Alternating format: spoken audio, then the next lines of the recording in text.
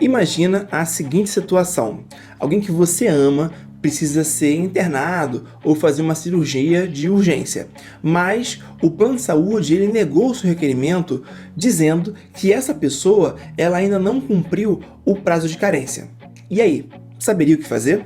Pensando nisso, hoje eu vou te explicar como o Poder Judiciário tem decidido essa questão e o que você precisa fazer para conseguir uma decisão liminar.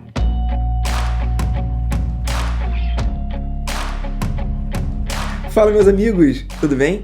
Eu me chamo Rodrigo, eu sou advogado, servidor público e mestrando em Direito, e esse é o Direito com Limão, um canal de educação jurídica popular que busca te explicar direitos e deveres com simplicidade, leveza e bom humor. Recentemente nós lançamos um vídeo, aqui, falando sobre como funciona o plantão judiciário.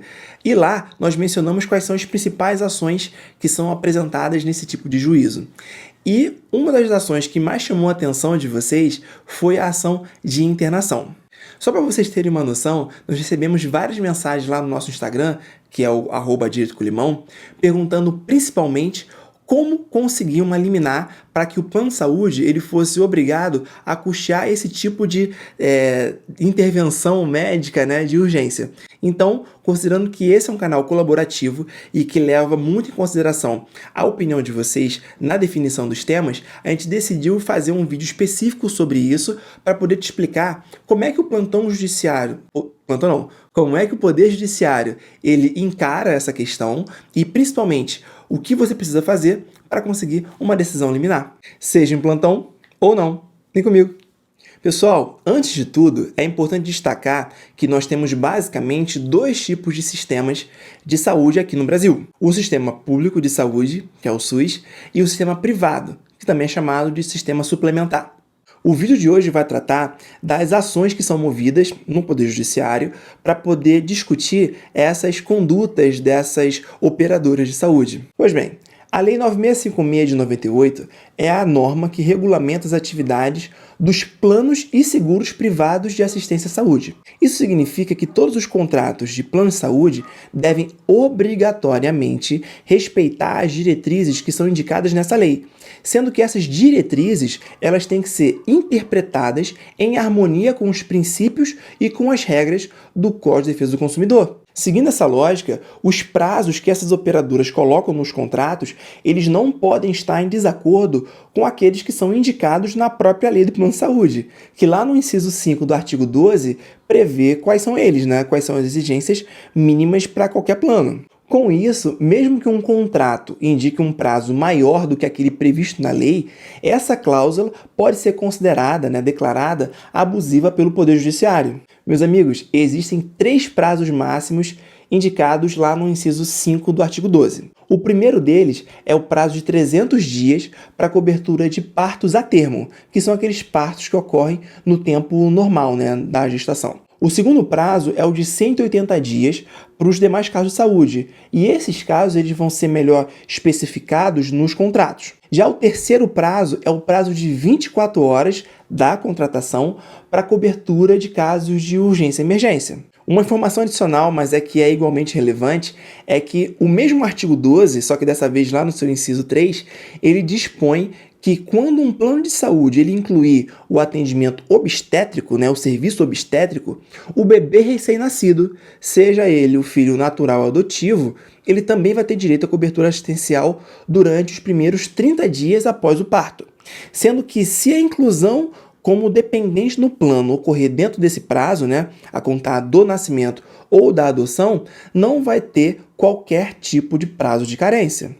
Acontece que muitas operadoras de planos e seguros de saúde incluem em seus contratos cláusulas com prazos muito superiores e que vão de encontro ao que determina a própria lei do plano de saúde. Na prática, essas cláusulas acabam sendo utilizadas pelos planos de saúde para negar a cobertura de determinado procedimento, fazendo que o consumidor ou usuário ele tenha que requerer lá no judiciário a análise dessa questão.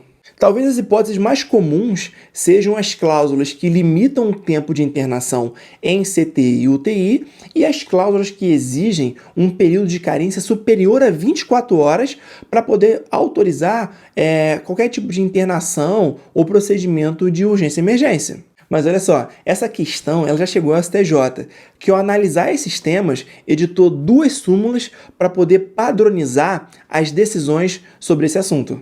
A súmula 302 diz que é abusiva a cláusula contratual de plano de saúde que limita no tempo a internação hospitalar do segurado.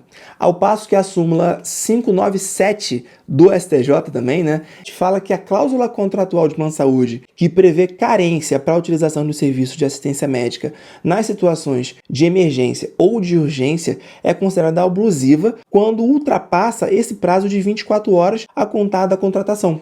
E olha só, além do STJ, o Tribunal de Justiça aqui do Rio de Janeiro também já editou diversas súmulas considerando como abusivas as cláusulas que violam em alguma medida a lei do plano de saúde ou o Código de Defesa do Consumidor, sendo interessante destacar a súmula 337, que considerou que a recusa de um operador de plano de saúde de uma internação em situação de urgência e emergência, cumprindo esse prazo de 24 horas da contratação, essa recusa ela gera um dano moral presumido, ou como o jurista gosta de chamar, o dano moral in re ipsa.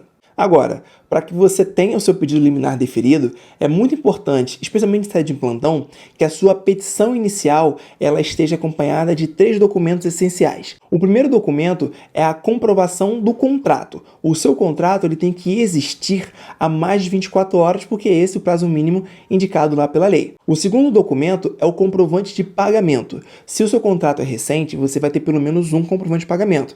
Se o seu contrato for antigo, é indicado que você junte pelo menos os 3 últimos comprovantes de pagamento. O terceiro e último documento, e talvez o mais importante deles, é o laudo médico atualizado. Esse laudo tem que ser do dia do pedido ou, no máximo, do dia anterior. Esse laudo ele tem que dizer qual é a providência que o médico deseja, a internação, a transferência, a cirurgia. Ele também tem que dizer que a situação é uma situação de urgência ou emergência para poder encaixar naquela exceção trazida lá pelo artigo 12 da Lei de Plano de Saúde, que prevê uma carência mínima de 24 horas. E o terceiro elemento desse laudo é justamente a indicação de que, se aquela providência não for adotada o quanto antes, você vai ter o risco de um dano grave, de impossível ou difícil reparação. Pessoal, nós esperamos que essas informações elas tenham sido úteis para vocês de alguma forma. Afinal, o conhecimento ele só tem valor quando ele é compartilhado. Muito obrigado por terem ficado conosco até o final. E se você quiser ajudar a gente, já sabe, é muito simples. É só curtir, compartilhar ou comentar esse vídeo, beleza? E se você curtiu nossa energia e se interessou pela nossa proposta de conteúdo, considere se inscrever aqui no canal e ativar o sininho para não perder nada, beleza? Um forte abraço, um super beijo e até o próximo vídeo. Tchau!